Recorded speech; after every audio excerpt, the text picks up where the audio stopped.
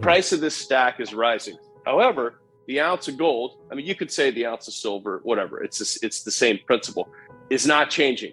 An ounce is an ounce is an ounce. It's never going to change. And I hate to tell you this, but the stack is going to go higher. I mean, you just throw a couple hundred more on there and it keeps growing. Oh, so is that another 200 to take it to 2,000? That's another 200. Yeah. That's another 200. And I think people need to see right now, they understand conceptually. You know, everybody goes to the grocery store, they buy meat.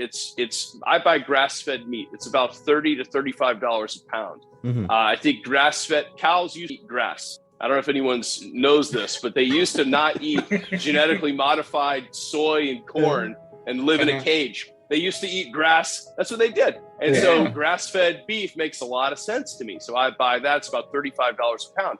Another thing that's nice about grass-fed beef is it's the real cost of beef.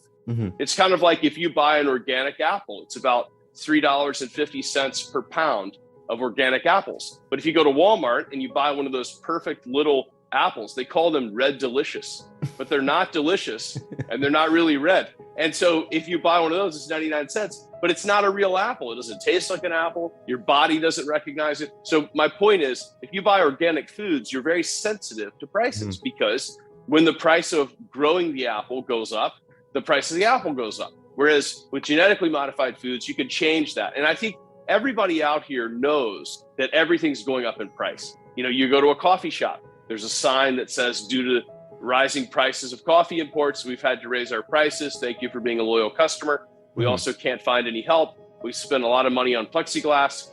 You can't hear what the barista tells you anymore because this is double face mask. So thank you for your cooperation. And also your sales tax went up and you're just bamboozled as a customer, right? But slow down for a minute and think, wait a second. It's not that complicated. The price of everything is rising. The price of this stack is rising. However, the ounce of gold, I mean, you could say the ounce of silver, whatever, it's the same principle, is not changing.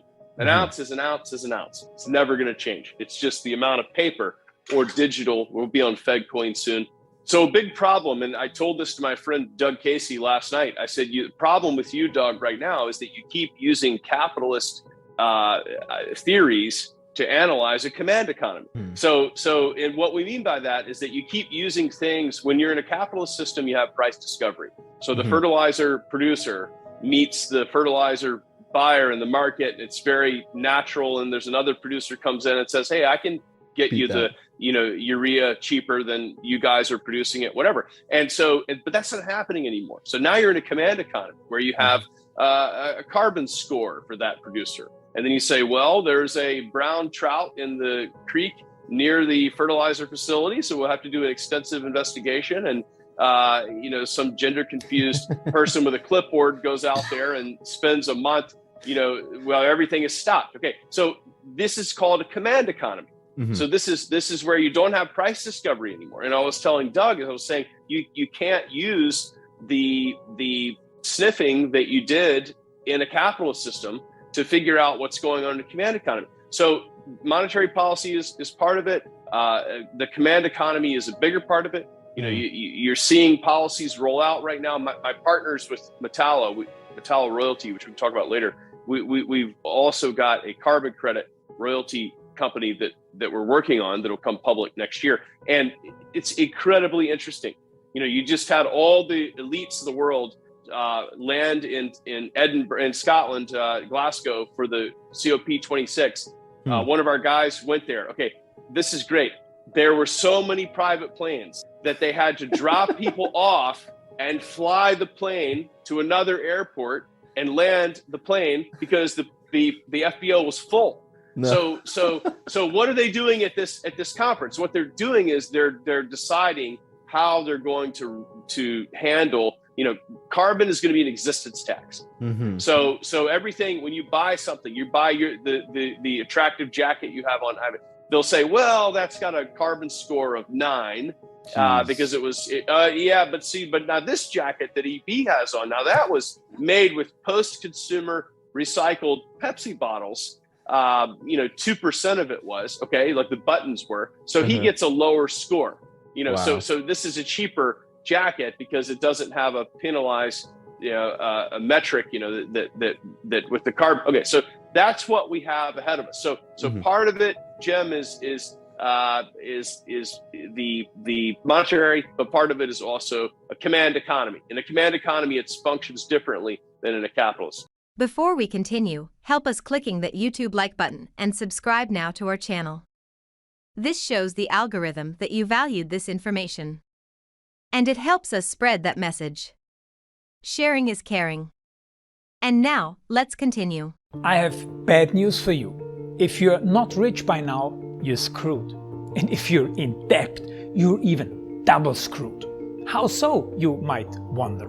Well, the sad truth is that you're working your whole life to make someone else rich. The mega corporations, the banks, the politicians, everyone is getting richer. They get your money. And what is even worse, they get your time, they get your life.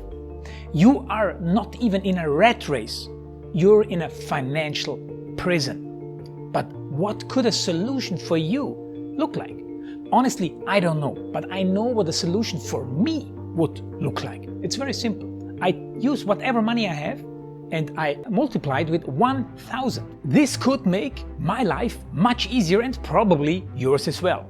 If you have $1,000 available and multiply this with 1,000, I believe that this could solve some financial issue for the one or the other. Of course, if you're ugly, you would have to multiply it with much more than 1,000. My name is Marco Stan, and this is what I decided to do. I decided to 1000x my money. This is not a joke. I know what you may be thinking. What is this guy talking about? How should this work? This is not possible. Well, I made a detailed video where I laid out my plan. And some clever folks might even want to look at this plan and copy it and do exactly what I do. This is just a little hint on the side. You have two options. You leave, you forget what you have seen. You do whatever you're doing and you hope that somehow you get some other results. Good luck with that.